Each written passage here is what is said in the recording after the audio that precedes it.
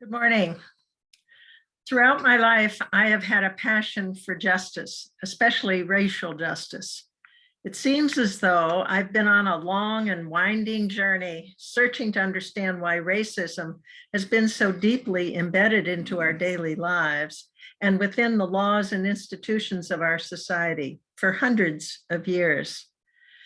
In reflecting on the source of my passion for justice, a conversation with my father when I was about 8 years old comes to mind. I can clearly see and hear my father telling me with very derogatory words that African Americans were inferior to us and they came from the jungles of Africa and had never accomplished anything of value.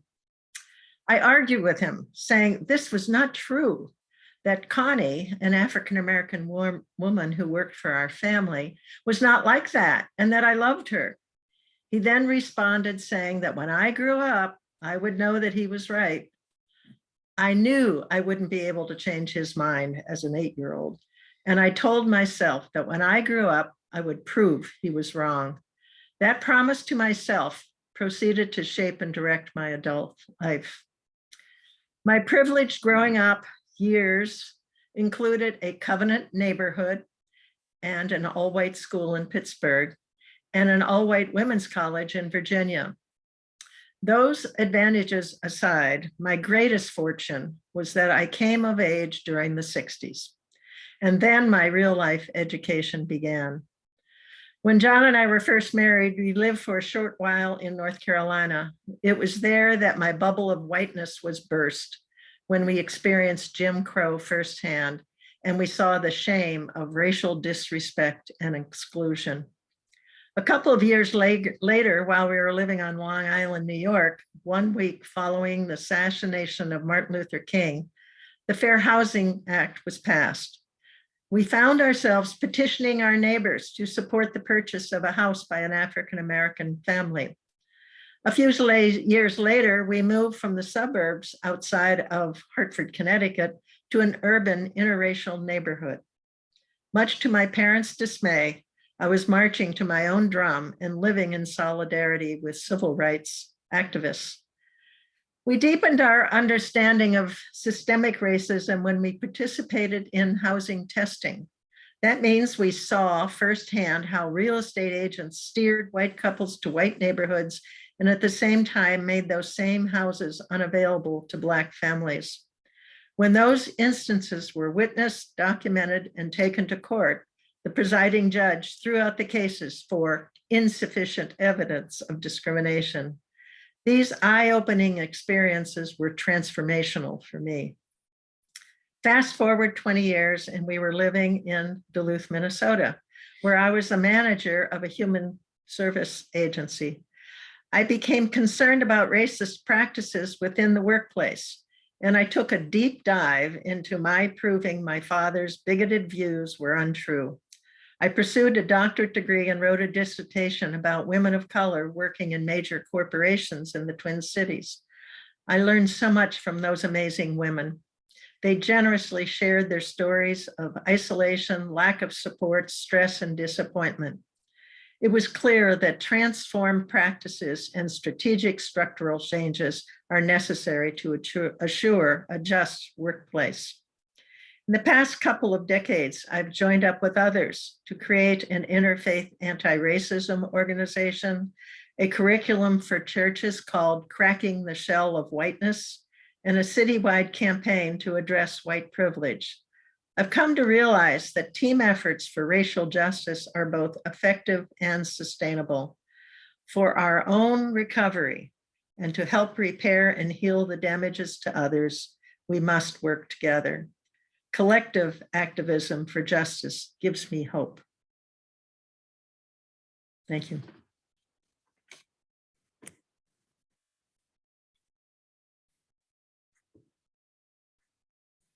Fred, you're muted. Thank you. I was 50 years old before I had spent more of my life out of school than in school. This overindulgence in formal education has resulted in my approaching almost anything new as an intellectual topic, and reparations is no exception to this habit. I began collecting information on the topic more than several years ago, driven in large part by a vague sense of duty and an even vaguer sense of guilt. But this all began to change when I saw James Baldwin's movie, I Am Not Your Negro. For various reasons, I felt Baldwin was speaking right at me when he said, "The history of America is the history of the American Negro." In pursuit of a PhD in American Studies, I had done a fair amount of reading in about 18th and 19th century North America. But when I returned recently to this history with Baldwin ringing in my ears, I realized how whitewashed the established version of our common story has been. Less than 40 years ago, I had read celebrated histories of the Civil War, for example, and had not even noticed the almost total absence of Black people in these narratives. How shocked I was to learn from newer historians that, as one example, Lincoln believed that were it not for the efforts of Blacks, the South would have won the war.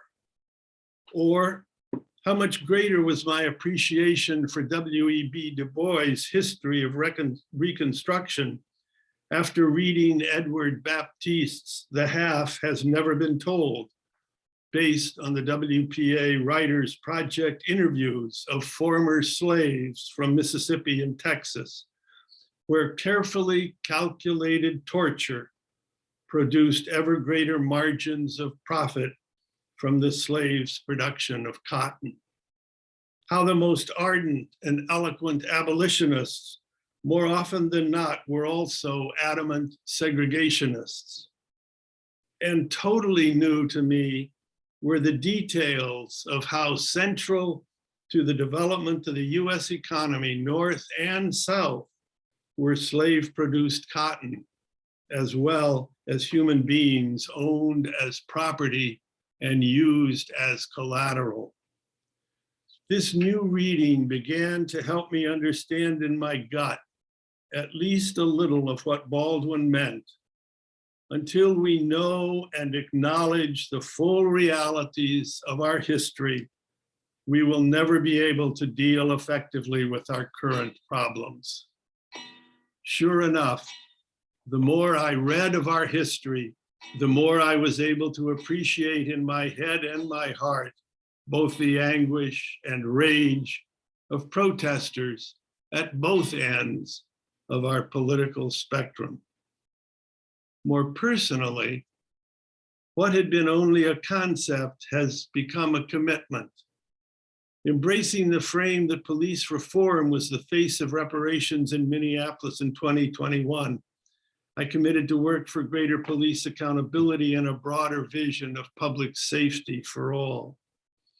I also feel encouraged that Lindale may have a line item budget for reparations.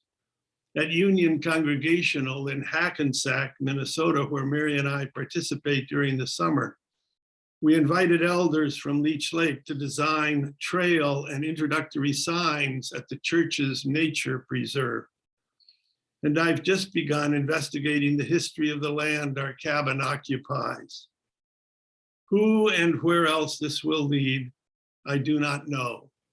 But I find strength and greater commitment as I learn of more and more people wrestling with the beauty and the terror of our common history.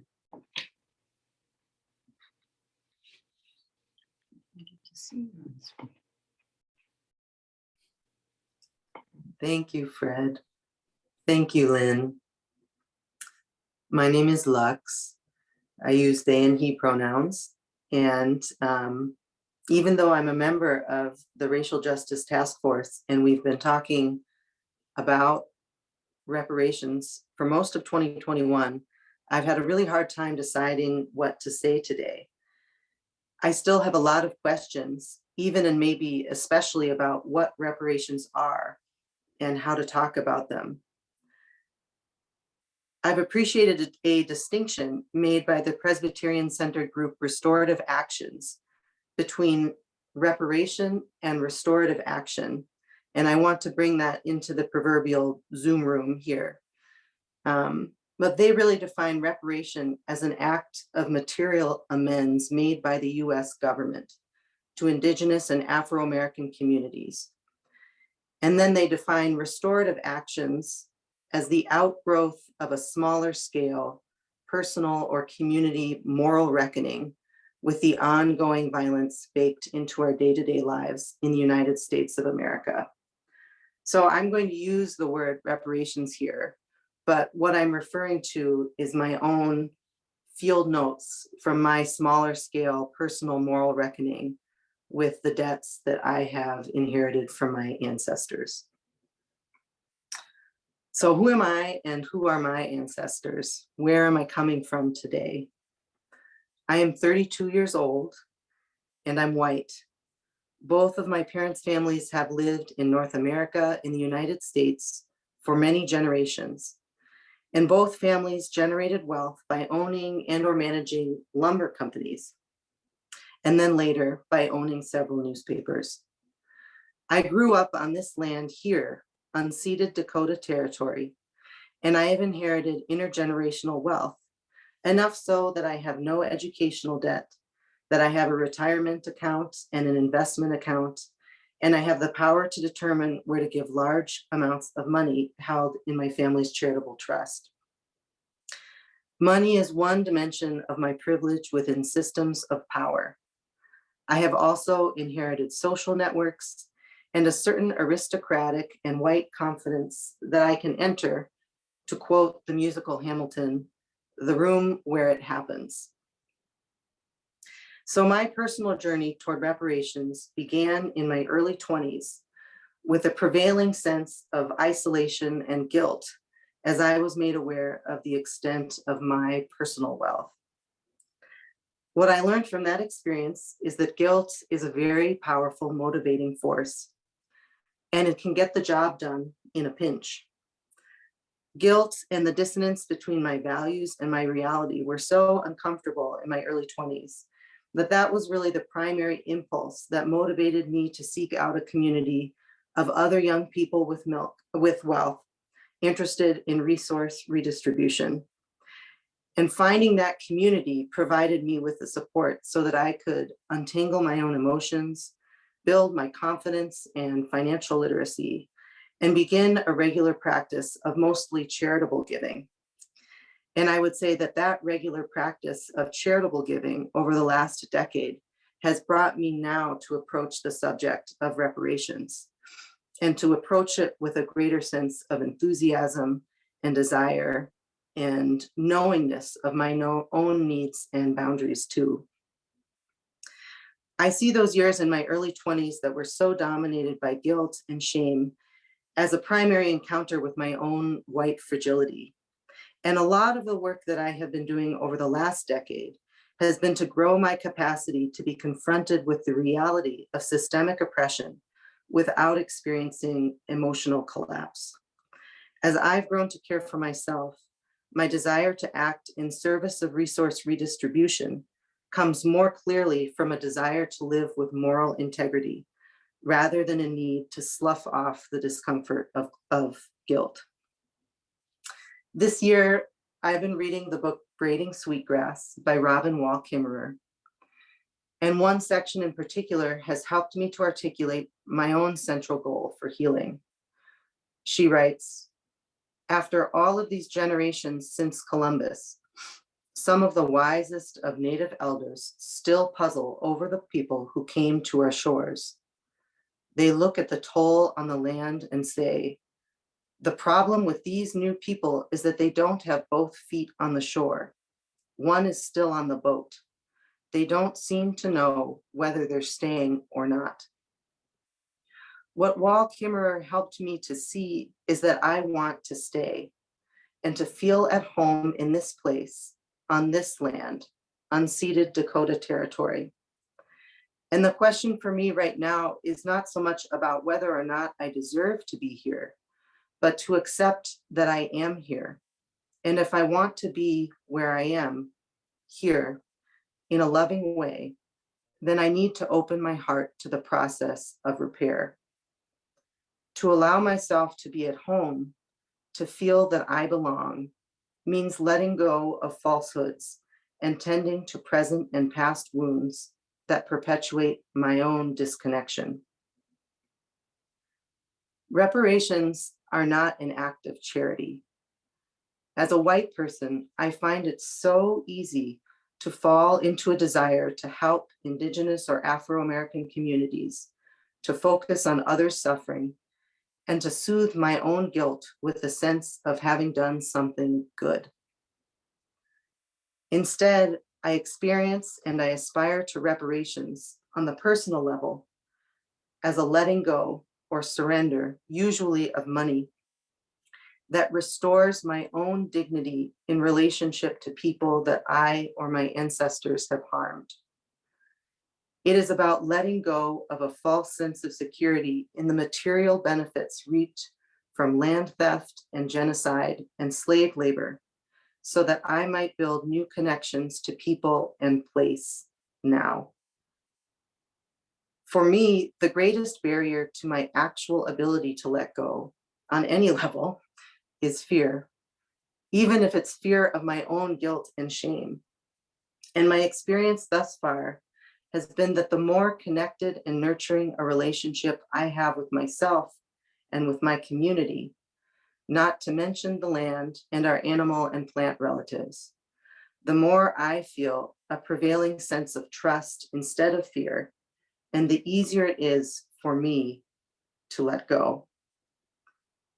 So I'm excited to take part in Lindale's process of culture building to support sustainable reparative action on the collective and personal level.